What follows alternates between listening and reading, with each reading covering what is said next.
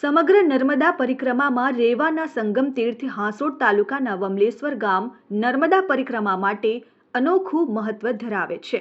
ત્યારે વમલેશ્વર ગામ ખાતે નર્મદા પરિક્રમાવાસીઓ માટે ₹21.20 કરોડના ખર્ચે નિર્માણ પામેલ જેટીનું રાજ્યકક્ષાના મંત્રી કુંવરજીભાઈ હડપતિના વરદ હસ્તે લોકાર્પણ કરાયું।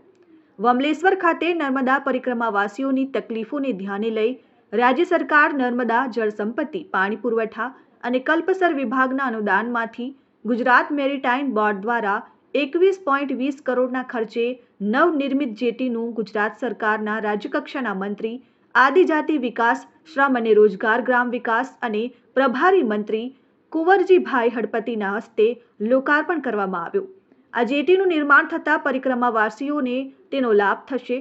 ઉપરાંત નર્મદા પરાક્રમીવાસીઓ માટે યાત્રાધામ વિકાસ બોર્ડ દ્વારા પણ પ્રાથમિક સુવિધા વિકસાવવા અંગે ટૂંકા ગાળાનું આયોજન રૂપે તારીખ 6/5/2025 સુધી પણ વિવિધ ટેમ્પરરી સુવિધાઓ ઉપલબ્ધ કરવામાં આવી છે।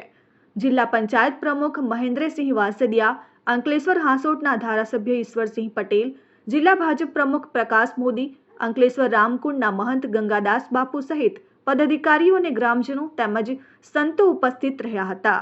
Dharmesh Patel, RN news, Ankleshwar.